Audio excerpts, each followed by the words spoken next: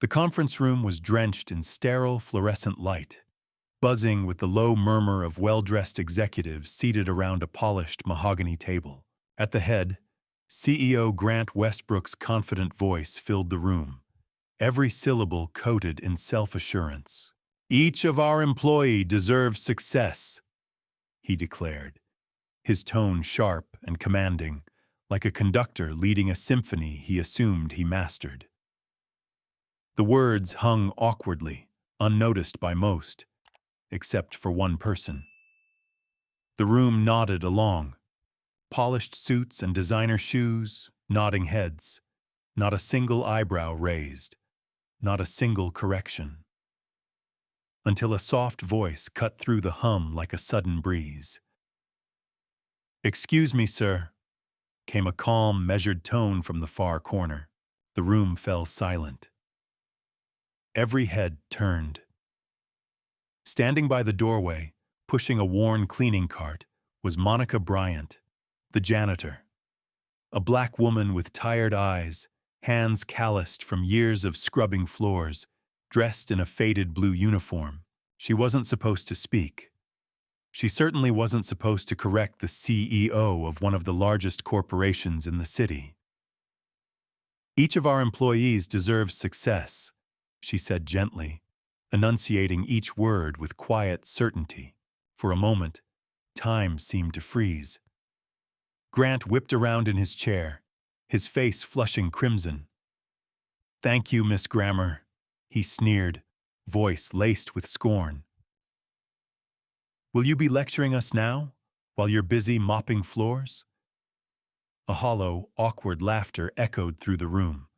Some shifted uncomfortably in their seats. Others avoided her eyes, pretending to be busy with their notes. But Monica stood firm, unshaken. "I've taught people like you to speak properly," she said quietly, "before this system shoved me here, below everyone else." The air thickened. An invisible barrier of silence and tension descended. Nobody dared respond. The CEO stared, his pride wounded, the board watching, waiting. She pushed her cart slowly toward the door and left, leaving a stunned silence behind her. The next morning, the boardroom was tense. The meeting had just begun when a sleek black car pulled up to the company's front entrance. Out stepped Dr. Emma Hilton, a billionaire venture capitalist whose investment could change everything for Westbrook Enterprises, a $20 million deal on the line.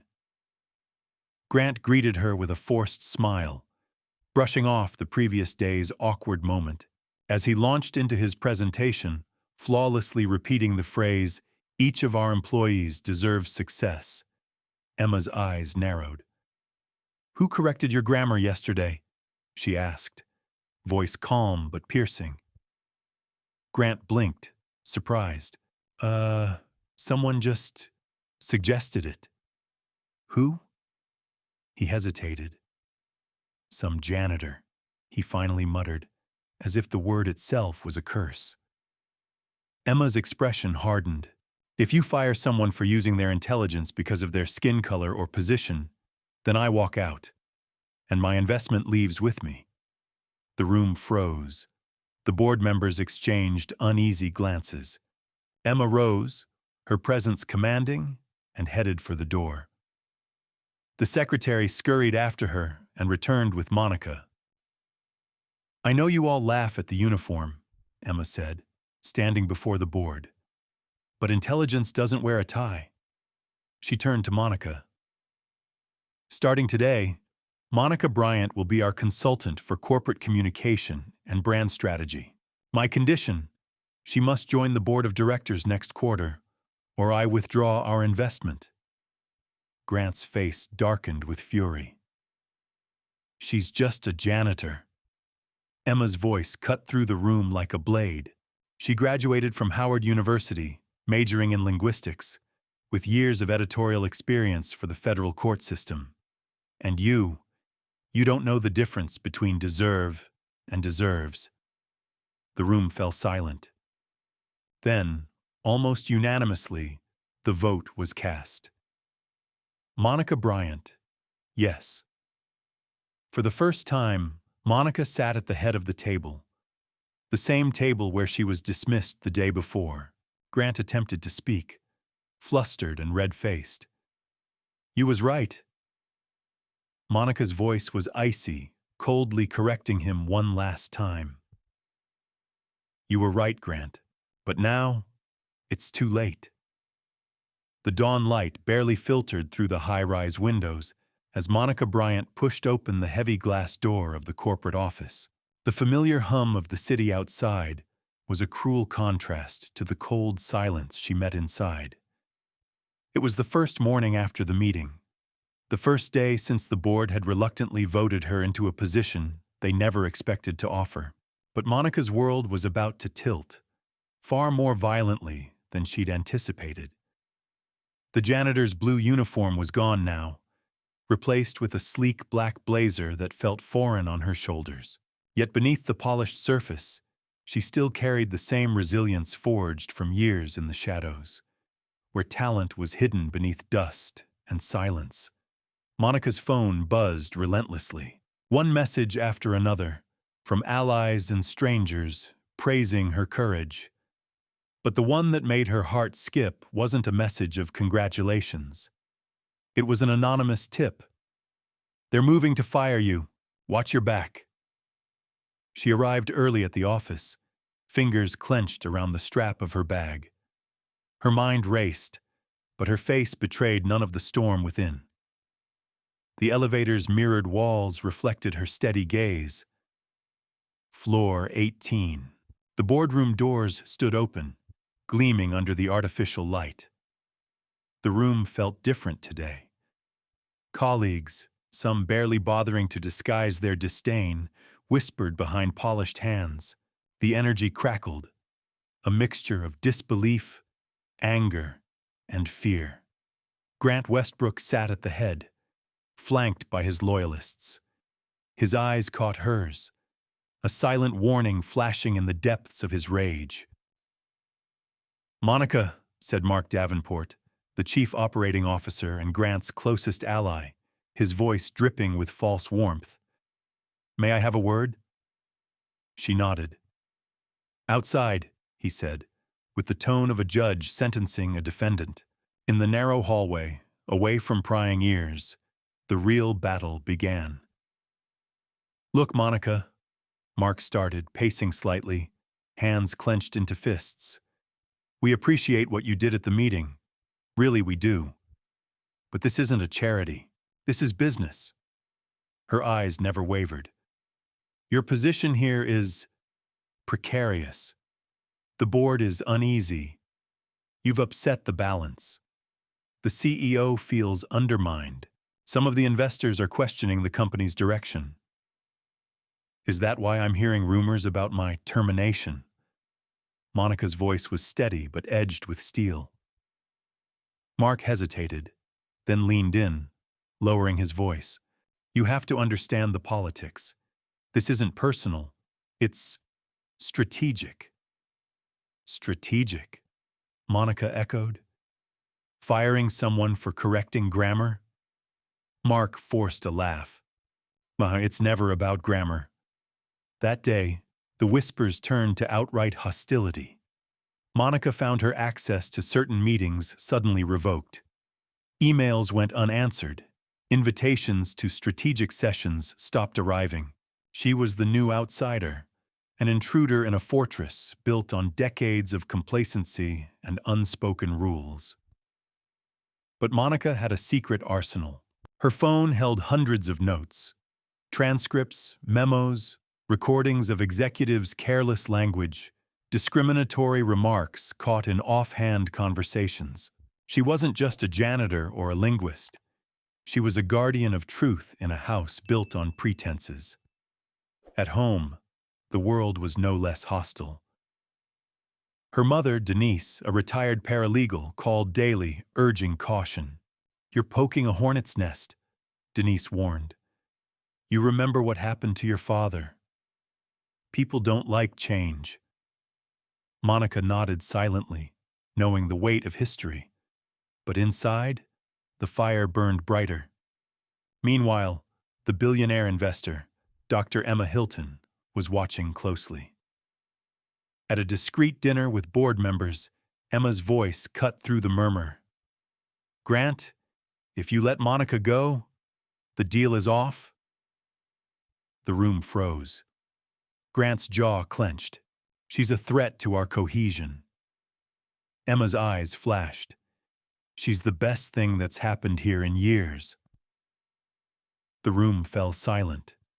The message was clear. Back in the office, Monica decided to strike where it hurt most. She prepared a presentation, not just about grammar, but about corporate culture, branding, inclusivity, and the undeniable ROI of diversity. She rehearsed in front of the mirror, each word sharpened to cut through years of denial. On the morning of the big presentation, Monica entered the boardroom with quiet confidence. The room was packed, every eye fixed on her. Grant sat stone-faced, his supporters looking ready to pounce.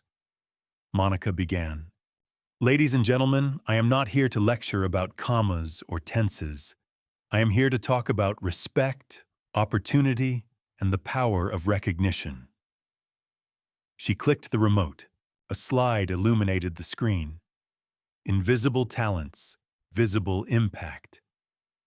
She shared stories of employees overlooked, of investments lost to unconscious bias, of markets untapped due to a narrow mindset. Her words were sharp, backed by data and heart. As she spoke, something shifted. Doubts surfaced in skeptical eyes, questions whispered among the ranks. When she finished, a heavy silence lingered before Dr. Emma Hilton stood. "Thank you, Monica. That was exactly the wake-up call we needed." The boardroom transformed that day. A few allies stepped forward, pledging support. Policies were re-examined. Monica's role expanded beyond language. She became a symbol, a catalyst. But the fight was far from over. Grant Westbrook's fury simmered beneath the surface, plotting his next move. Monica knew the system was designed to break people like her, but for the first time in years, she also knew she had powerful allies and the strength to stand. The pressure mounted. A leaked memo surfaced, detailing plans to demote Monica, to cut her out from decision-making. But employees rallied. Anonymous notes appeared praising Monica's courage. At the water cooler, conversations shifted from whispers to debates. One afternoon, Monica found an envelope slipped under her office door. Inside was a photo, a candid snapshot of Grant and a rival executive, discussing ways to marginalize her. It was a challenge. She folded the photo carefully, determination hardening in her chest. That night, Monica sat alone in her small apartment, the city lights flickering outside. Her phone lit up again. A message from Emma Hilton. "Meeting tomorrow. Be ready." Monica smiled faintly. The battle was far from over, but this time, she was prepared to win. The morning sunlight spilled into the sleek glass conference room, casting long shadows over the faces gathered around the table.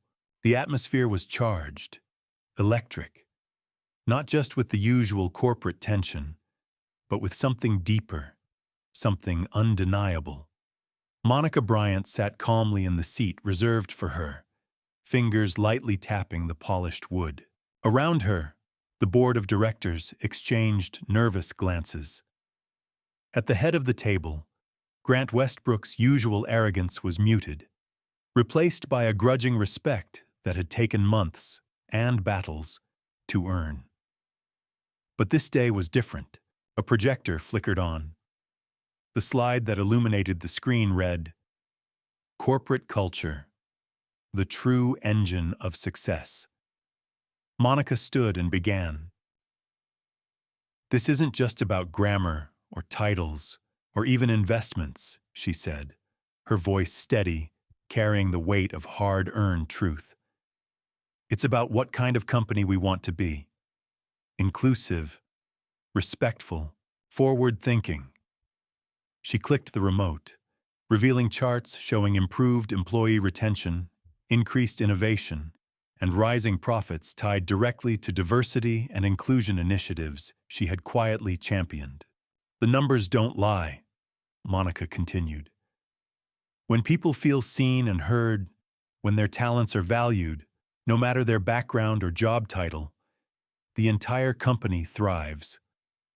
The room was silent, save for the faint hum of the projector.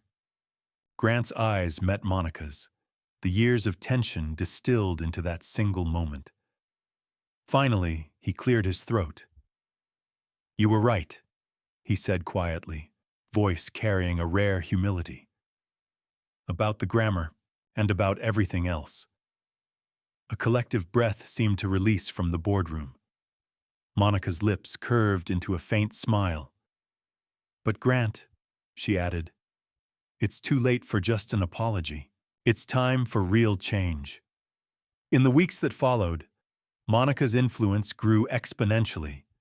She led workshops, redesigned communication strategies, and forged partnerships with diverse organizations. The company's brand evolved, embracing authenticity and equity. Employees who had once whispered about the janitor-turned-advisor now sought her counsel. She had become a beacon, proof that intelligence and value can be found in the most unexpected places. Grant Westbrook, once dismissive and scornful, now found himself relying on Monica's insight. The walls he had built around himself, pride, fear, prejudice, began to crumble.